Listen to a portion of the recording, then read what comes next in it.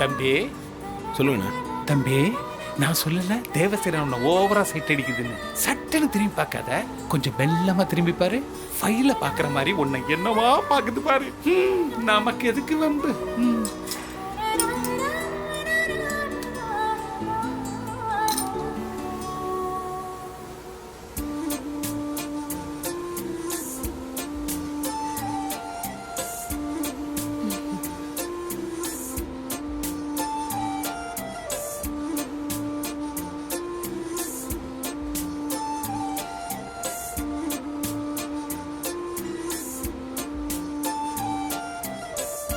அப்படியே தம்பிய குறு குறு குறுல பாக்குது.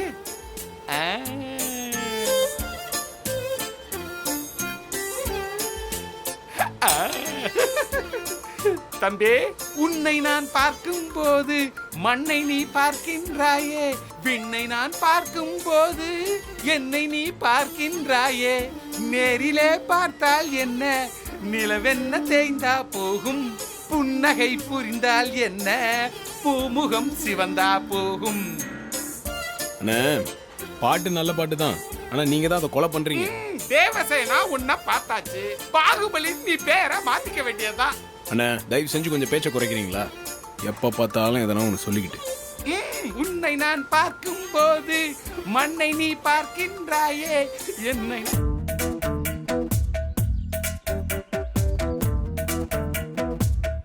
மேடம், யார் அது?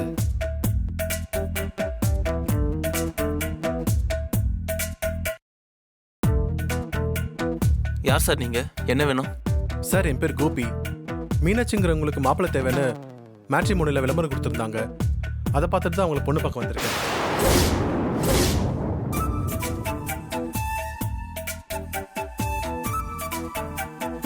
என்னது, மீனாட்சி விளம்பரம் கொடுத்தாங்களா? ஆமாம் சார், அவங்க தான் கொடுத்துருக்காங்க. நான் அவங்கள பார்க்கலாமா? யோ, இங்க மீனாட்சின்னு யாரும் இல்ல, நீ கிளம்பலாம். இல்லை சார், இந்த அட்ரஸ் தான் கொடுத்துருக்காங்க. நான் சரியா தான் வந்திருக்கேன். யோ, இது எங்க வீடு. நீ சொல்ற மாதிரிலாம் இங்க யாரும் இல்ல, நீ கிளம்பு. ஓகே சார், ஒரு நிமிஷம்.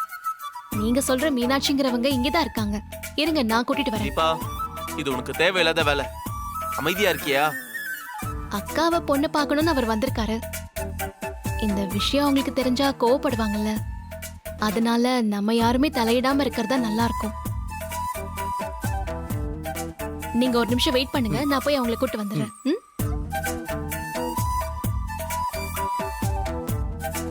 சார், நீங்க எவ்வளவு டென்ஷன் ஆகுறீங்க? நீங்க என்ன மீனாட்சியோட அண்ணனா?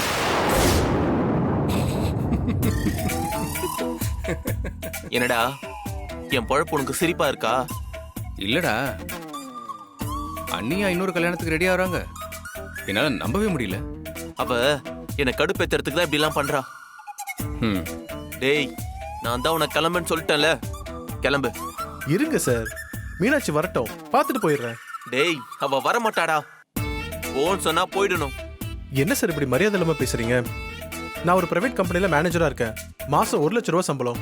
கொஞ்சம் பார்த்து பேசுங்க. டேய், இவ்வளவு பேசுறியா? அவளுக்கு ஏற்கனவே கல்யாணம் ஆயிடுச்சு தெரியுமா? தெரியும் சார், நான் தான் மேட்ரிமோனியில பார்த்தனே. இந்த காலத்துல 2வது கல்யாணம் ஒரு மேட்டரே இல்ல. பொண்ணு அழகா இருந்தா போதும், அவ்வளவுதான். ஆனந்த், மீனாட்சியை தான் நீ தள்ளி வச்சுட்டல, அப்புறம் அவங்க என்ன செஞ்சா உனக்கு என்ன? கண்டுக்காம இருக்க வேண்டியதானே? எனக்கு அட்வைஸ் பண்ணாம கொஞ்சம் கம்னு இருக்கியா?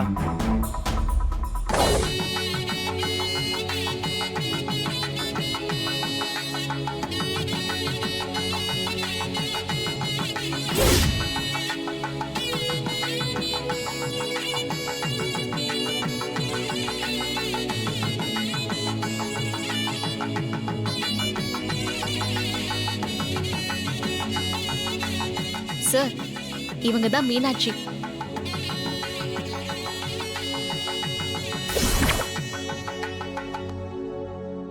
வாவ்,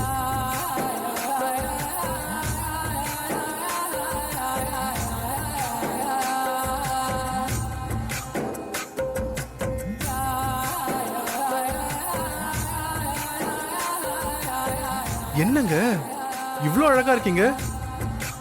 அழகைகளே பொறாமப்படுற அளவுக்கு அழகா இருக்கீங்க.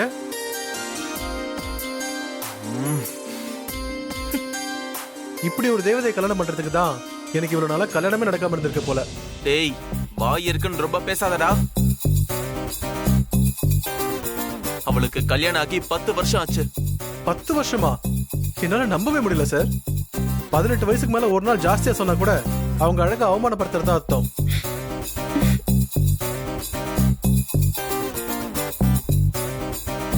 இவன குருடனா?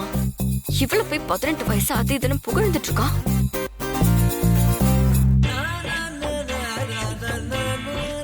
உங்க அழகு என்ன ரொம்ப டிஸ்டர்ப் பண்ணுது. அதனால கல்யாணத்தை தள்ளி போடாம நாளைக்கு நம்ம ரெஜிஸ்டர் ஆஃபீஸ்ல மேரேஜ் பண்ணிக்கலாமா? ஏய் ஆ? அவ புருஷனா? ஏன் முன்னாடி அவளை நீ கல்யாணம் பண்ணிக்கிறேன்னு சொல்ற? தொலைச்சு போடுவேன் தொலைச்சு. சார், நீங்க தான் டிவோர்ஸ் கொடுக்க போறீங்கன்னு தெரிஞ்சு போச்சு. அப்புறம் நான் இவங்களை கல்யாணம் பண்ணிக்கிறதுல உங்களுக்கு என்ன பிரச்சனை? ஒரு வகையில உங்களுக்கு தேங்க்ஸ் சொல்லணும் சார். எதுக்கு? நீங்க இவங்களை டிவோர்ஸ் பண்ணலனா எனக்கு இப்படி ஒரு தேவதை மனைவியா கிடைச்சிருப்பாங்களா?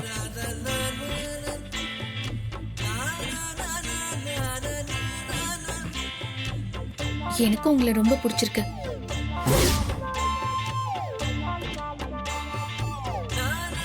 இன்னும் கொஞ்சம் பேசுங்க. உங்க குரலை கேட்டுக்கிட்டே இருக்கலாம் போல இருக்கு. ப்ளீஸ் கொஞ்சம் பேசுங்க. டேய் உனக்கு அவ்வளவுதான் மரியாதை. முதல்ல வெளியே போடா. போக தான் போறேன், பின்ன இங்கேயே இருக்க போறேன். எனக்கு உங்களை ரொம்ப பிடிச்சிருக்கு. நாளைக்கே நம்ம ரெஜிஸ்டர் ஆஃபீஸ்ல போய் கல்யாணம் பண்ணிக்கலாம். நான் இன்னைக்கே போய் அதுக்கான ஏற்பாடு பண்றேன். சரிங்க. அப்ப நான் வரட்டுங்களா? மேரேஜுக்கு ரெடியா இருங்க. சரி.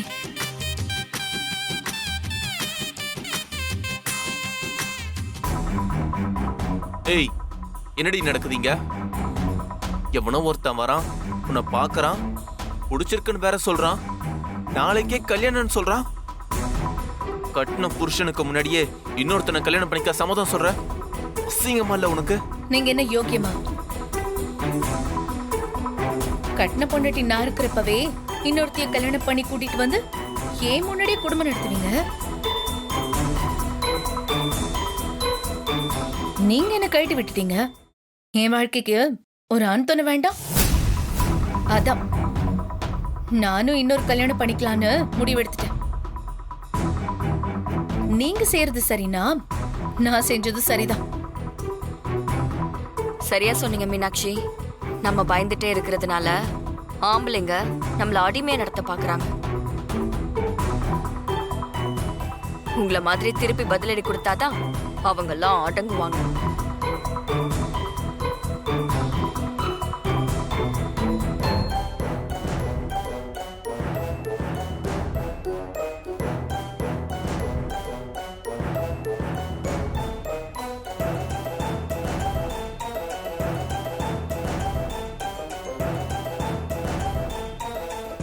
இந்தாங்க. ரொம்ப தேங்க்ஸ் சார். நாங்க சொன்ன மாதிரியே நல்லா நடிச்சீங்க. நீங்க இங்க ரொம்ப நேரம் இருக்க வேண்டாம், கிளம்புங்க. சரிங்க மேடம், நான் வரேன்.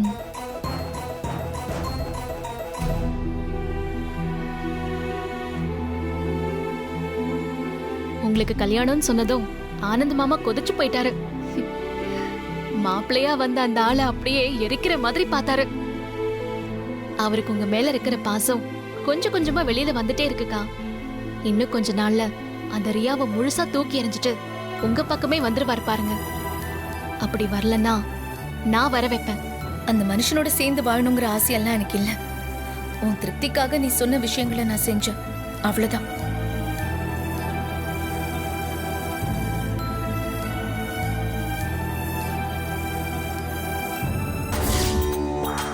ஆனந்த், நீ செய்யறது கொஞ்சம் கூட சரியில்லை. எதை சொல்ற? அந்த மீனாட்சி இன்னொரு கல்யாணம் பண்ணிக்கிறேன்னு சொன்னா உனக்கு ஏன் கோவம் வருது? நீ எதுக்காக அவ கல்யாணம் பண்ணிக்க கூடாதுன்னு நினைக்கிற? அப்போ அவதான் உன் மனசுக்குள்ள இருக்கா, அப்படித்தானே? அப்படிலாம் ஒண்ணும் இல்ல. முறையா நானும் அவளும் டிவோர்ஸ் பண்ணிக்கல. இந்த மாதிரி நேரத்துல அவளை பொண்ணு பார்க்க எவனோ ஒருத்தன் வரானா அது நல்லாவா இருக்கு? அதான் அவ கூட சண்டை போட்டேன். அதுக்காக அவ என் மனசுல இருக்கான்னு அர்த்தம் இல்ல. நீ தான் என் மனசுல இருக்க, போதுமா?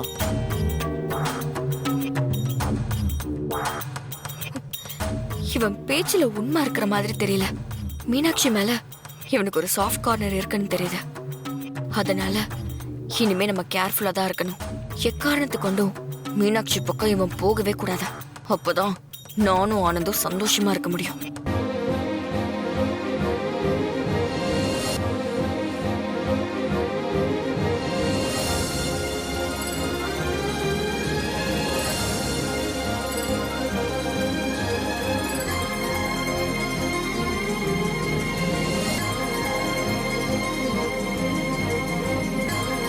வீடு ரொம்ப பெருசா அழகா இருக்குடி. வீடு பெருசா இருந்தா என்ன பிரயோஜனம்? இங்க நானும் அப்பாவும் மட்டும்தான் இருக்கோம். அதனால என்ன, உனக்கு கல்யாணம் ஆயிட்டா புருஷன் குழந்தைங்கன்னு குடும்பமும் பெருசாயிட்டே போகும். இப்ப எதுக்கு அதை பத்தி பேசிக்கிட்ட? வா அப்பாவை பார்க்கலாம்.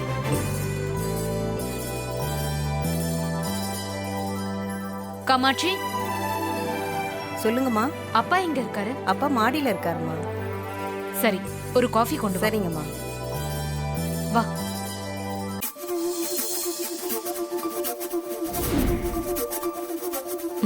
வா.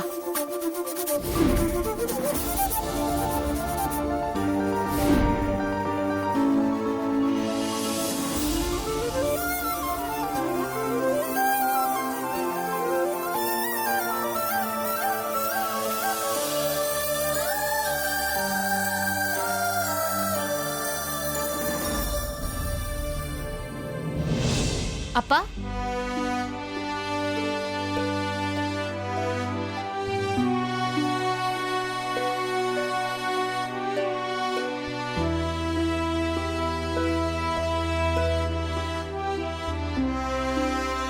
அப்பா, இவ யாருன்னு தெரியுதா?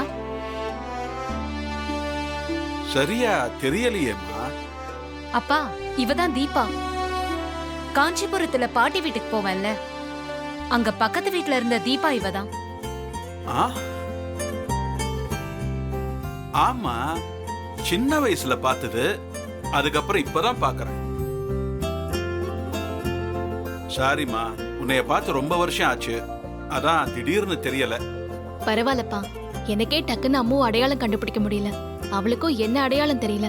நீங்க எப்படி இருக்கீங்க? நல்லா இருக்கேம்மா. உங்க வீட்ல அப்பா அம்மா எல்லாம் நல்லா இருக்காங்களா? எல்லாரும் நல்லா இருக்காங்கப்பா.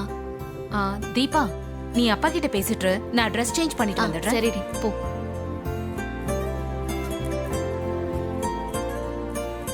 உனக்கு கல்யாணம் ஆயிடுச்சாமா தீபா? ஆயிடுச்சுப்பா. அவரும் உங்களை மாதிரி பிசினஸ் மேன் தான். ரொம்ப ரொம்ப சந்தோஷமா. ஆனா அம்முக்கு தான் இன்னும் கல்யாணமே நடக்கல. அவளுக்கு ஒரு கல்யாணத்தை பண்ணி பார்க்கணும் தான் எனக்கு ஆசை. ஆனா கல்யாண பேச்சு எடுத்தாலே அவ பெருசா ஆர்வம் காட்ட மாட்டேங்கிறா. கல்யாணமே வேணான்னு சொல்றாமா. ஒரு அப்பாவா என்னால் இதைத்தான் தாங்கிக்கவே முடியல. அவளுக்கு ஒரு கல்யாணத்தை பண்ணி பேரம்பேத்திய கொஞ்சணும்னு ஆசையா இருக்குமா. ஆனா அது எதுவுமே நடக்காது போல இருக்கு. அப்படிலாம் சொல்லாதீங்கப்பா. கால நேரம் கூடி வந்தா எல்லாமே நல்லபடியா நடக்கும். எனக்கு அந்த நம்பிக்கை இல்லம்மா. அது என்னமோ தெரியல, கல்யாணத்துல மட்டும் அவன் விருப்பமே இல்லாம இருக்கா. எனக்கும் வயசாயிடுச்சு, இன்னும் எவ்வளவு நாள் இருப்பேன்னு தெரியல. எனக்கு அப்புறம் அவளை பார்த்துக்க யார் இருக்கா? அதெல்லாம் நினைச்சா எனக்கு நைட்ல தூக்கமே வருது இல்லம்மா. கவலைப்படாதீங்கப்பா, நான் அம்மா கிட்ட கண்டிப்பா பேசுறேன். பேசுமா. நான் சொன்னதான் கேட்க மாட்டேங்கிறா. உன்ன மாதிரி ஒரு ஃப்ரெண்டு சொன்னாலாச்சும் கேட்கறாளான்னு பார்ப்போம். நிறைய வரன் வருது, போட்டோ ஜாதகம் எல்லாம் வந்திருக்கு. அதுல ஒரு வரனை பார்த்து ஓகே சொன்னா நான் கல்யாணத்தை ஜாம் ஜாம்னு நடத்தி வச்சிருவேம்மா. இது நடந்துட்டா போதும்மா.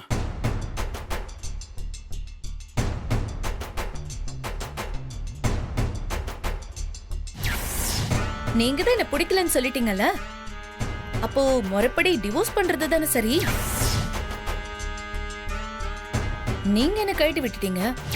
என் வாழ்க்கைக்கு ஒரு ஆண் துணை வேண்டாம், அதான் நானும் இன்னொரு கல்யாணம் பண்ணிக்கலான்னு முடிவெடுத்துட்டேன்.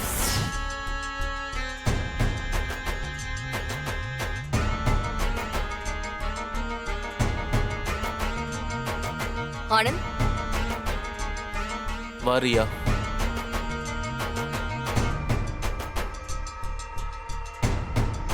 என்னாச்சு? நத்திங். ஏன் போய் சொல்ற? நீ நார்மலா இல்லைன்னு உன் முகத்தை பார்த்தாலே தெரியுது. எதுக்காக என்கிட்ட உண்மையை மறைக்கிற? உன்கிட்ட இந்த உண்மையை மறைக்கல ரியா. என் மேல உனக்கு நம்பிக்கை இருக்கா இல்லையா? உன் மேல நம்பிக்கை இல்லாமையா என் வாழ்க்கையை உன்கிட்ட ஒப்படைச்சிருக்கேன்? நீ ஏதோ அப்செட்ல இருக்க, என்னன்னு தெரிஞ்சுக்கலான்னு தான் கேட்டேன். நான் யாரால அப்செட்டா இருக்கேன்னு உனக்கு தெரியாதா? எல்லாம் அந்த கார்த்திகால தான். கார்த்தி தான் மீனாட்சியை தூண்டி விட்டு டைவர்ஸ் நோட்டீஸ் அனுப்பி வச்சான். இப்போ இன்னொரு கல்யாணம் பண்ண மேட்ரிமோனியில் அப்ளை பண்ண வச்சிருக்கான். கார்த்தி தான் மீனாட்சியை தூண்டி விட்டு இப்படிலாம் பண்றான். நீ சொல்ற மாதிரி கார்த்திக் மீனாட்சி பின்னாடி இருந்தாலும் மீனாட்சியை டிவோர்ஸ் நோட்டீஸ் அனுப்பும்போது நீ அதுல கையெழுத்து போட்டிருக்கலாம்ல. மீனாட்சியை சட்டப்படி உன் லைஃப்ல இருந்து வெளியே துரத்தி இருக்கலாம்ல. ஏன் கையெழுத்து போட மாட்டேன்னு சொன்ன? இப்போ என் நோக்கெல்லாம் கார்த்தியை சவால்ல ஜெயிக்க விடாம பண்றது தான். கார்த்தியை கவனத்தை திசை திருப்பதா மீனாட்சி மூலியமா இந்த டிவோர்ஸ் நோட்டை அனுப்பியிருக்கான். அது மட்டும் இல்லை, இப்போ நான் டைவர்ஸ் நோட்டில் கையெழுத்து போட்டுட்டா என் அம்மா சொத்தை என் பேரில் எழுதாம மற்றவங்க பேரில் எழுதி வச்சிருவாங்க. சவாலை நான் ஜெயிச்சிட்டா சொத்து எனக்கு வந்துடக்கூடாதுன்னு கார்த்தி யோசிச்சு தான் இப்படிலாம் பண்ணிட்டு இருக்கான். அதனால தான் நான் டைவர்ஸ் நோட்டில் கையெழுத்து போடலை. ஓ, இப்படி ஒரு காரணம் இருக்கா? நான் தான் அவசரப்பட்டு ஆனந்த தப்பா நினைச்சிட்டேன். சாரி ஆனந்த். கார்த்திக்கு தோல்வி பயம் வந்துருச்சு, அதான் இப்படி எல்லாம் பண்ணிட்டு இருக்கான். நீ ஒன்னும் அப்செட் ஆகாத. கார்த்தி அதுதான் எதிர்பார்க்கறான். அவன் சவால்ல ஜெயிக்க கூடாது, அதுல கவனமா இரு.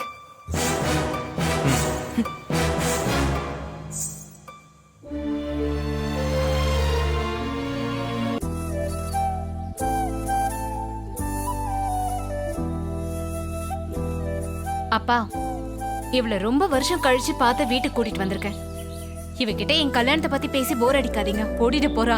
ஏய், அப்பா நினைக்கிறதுல என்ன தப்பு இருக்கு? எல்லா அப்பா மாதிரியும் தான் பொண்ணுக்கு கல்யாணம் ஆகணும், அவ சந்தோஷமா இருக்கணும்னு நினைக்கிறாரு. ஒரு பொண்ணா உன் அப்பாவோட ஆசையை நிறைவேத்தாம ஏண்டி அவர் மனசை இப்படி நோகடிக்கிற? அப்படி கேளுமா. நான் கேட்டா எந்த பதிலும் சொல்லாம தட்டி கழிச்சுக்கிட்டே இருக்கா. கல்யாணத்தை காலாகாலத்துல பண்ணாம விட்டுட்டா பின்னாடி இதை நினைச்சு ரொம்ப வருத்தப்படுற மாதிரி ஆயிடும் தெரியுமா? நீ இப்ப கல்யாணம் பண்ணிக்கிட்டு எவ்வளவு சந்தோஷமா இருக்க, இதெல்லாம் ஏன் அவளுக்கு புரிய மாட்டேங்குதுன்னு எனக்கு தெரியல. என் கான்சென்ட்ரேஷன் ஃபுல்லா இப்ப பிசினஸ் மேல தான் இருக்கு. கல்யாணத்தை பத்தி யோசிக்க நேரம்லாம் கிடையாது. பிசினஸ் மேல இருக்கிற இன்ட்ரெஸ்ட் கல்யாணத்து மேல வர மாட்டேங்குது. என்ன பண்ண சொல்ற? பாருமா, இப்படிதான் எதையாவது பேசி என் வாயை அடைச்சிடுவா. ஒரு அப்பாவா என்னோட ஃபீலிங்ஸ் அவ புரிஞ்சுக்கவே மாட்டேங்கிறா. கவலைப்படாதீங்கப்பா, நான் வந்துட்டேன்ல. எப்படியாச்சும் இவ மனசை மாத்தி கல்யாணத்துக்கு நான் சம்மதிக்க வைக்கிறேன். இது ப்ராமிஸ் பா. நீ சொல்றத கேட்கறதுக்கு ரொம்ப சந்தோஷமா இருக்குமா. இத மட்டும் நீ செஞ்சுட்டா காலம் முழுக்க உன்னை மறக்கவே மாட்டேன். அப்பா, ஏன் பெரிய வார்த்தையெல்லாம் பேசுறீங்க? அம்மா என்னோட ஃப்ரெண்டு, அவ நல்லா இருக்கணும்னு நான் நினைக்க மாட்டேனா? கவலையை விடுங்கப்பா, அம்மு கல்யாணம் நல்லபடியா நடக்கும். நீங்களும் பேரம் பேத்தியை பார்க்க தான் போறீங்க. இதெல்லாம் கூடிய சீக்கிரமே நடக்கும் பாருங்க. ரொம்ப சந்தோஷமா. ரொம்ப வருஷம் கழிச்சு மீட் பண்ணிருக்கீங்க, தனியா ஏதாவது பேசுவீங்க, பேசுங்க. நான் கீழே ஹால்ல இருக்கேன். சரி, என் கதையை விட உன் கல்யாணத்தை பத்தி சொல்லு. லைஃப் எப்படி போயிட்டு இருக்கு? நீ சந்தோஷமா இருக்கியா? அது சொல்லு. என் கல்யாணத்தை பத்தி இப்ப நினைச்சா கூட ரொம்ப த்ரில்லிங்கா இருக்கு. என்ன தீபா சொல்ற? சினிமாவை விட ட்விஸ்ட் அண்ட் டர்ன்ஸ் நிறைய இருந்துச்சு. அப்படி என்ன நடந்துச்சு?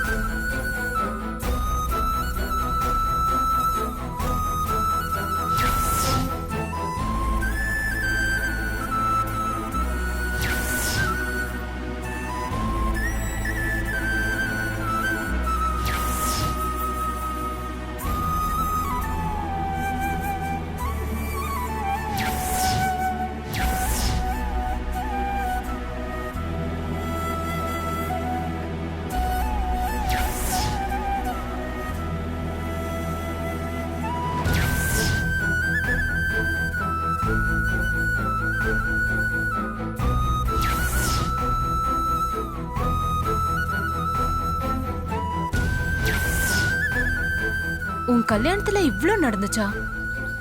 பா, எப்படிதான் தாங்கிட்டியோ இதெல்லாம். ஆனா இந்த கல்யாணத்துல எனக்கு நடந்த ஒரே ஒரு நல்ல விஷயம், அவரே எனக்கு ஹஸ்பண்டா கிடைச்சதுதான். அவர் எனக்கு கடவுள் கொடுத்த கிஃப்ட். ம்